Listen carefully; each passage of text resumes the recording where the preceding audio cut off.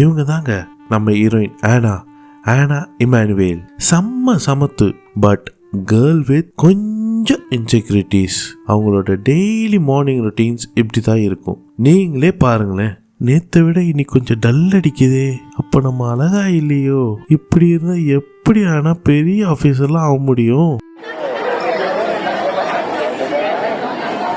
நம்ம ஹீரோயின் படிப்பில் ரொம்ப கெட்டி, கிளாஸ் டாப்பரு. அதனாலே கொஞ்சம் வில்லன்ஸ் கிளாஸில் இருப்பாங்கல்ல.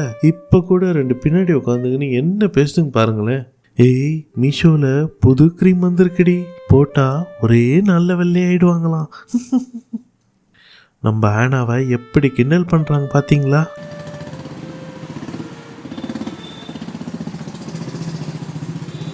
ஆனாக்கு எப்படி மார்னிங் ரொட்டீன் கண்ணாடி முன்னாடி புலம்புறதோ, ஈவினிங் ஜீசஸ் கிட்ட புலம்புவாங்க. அதுதாங்க டெய்லி நைட் ப்ரேயர். ஜீசஸ், என்னை ஏன் இப்படி படைச்சிங்க? என்னை எப்படி கிண்டல் பண்ணுறாங்க பார்த்தீங்களா? நான் எப்படி பெரிய ஆஃபீஸர்லாம் ஆக முடியும்? இப்படின்னு ஒரே புலம்பல்ஸ் தான். திடீர்னு இந்த படங்களில் வர மாதிரி சீனே மாறுது.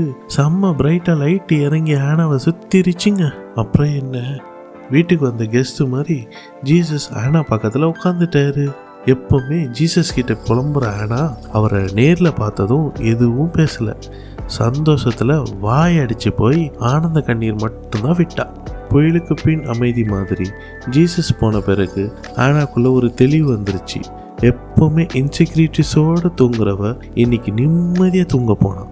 நெக்ஸ்ட் மார்னிங் நம்ம ஹீரோயின் செம்ம ஹாப்பி அண்ட் கான்ஃபிடென்ட்டாக, எந்த இன்செக்யூரிட்டிஸும் இல்லாமல், ஏன் 10 பேருக்கு கான்ஃபிடென்ட் தர மாதிரி கிளம்புனா. இனிமேட்டு மார்னிங் அண்ட் ஈவினிங் ரொட்டீன் மட்டும் இல்லை, லைஃபே சூப்பர் டூப்பர் ஹாப்பி தான். ஃபைனலி நம்ம ஹீரோயின் அவங்க ஃபேமிலி, ஃப்ரெண்ட்ஸ், ஜீசஸ், ஏன் நமக்கு தெரிஞ்சது அவங்களுக்கும் புரிஞ்சிருச்சு. அதாங்க அவங்க ஒரு பெரிய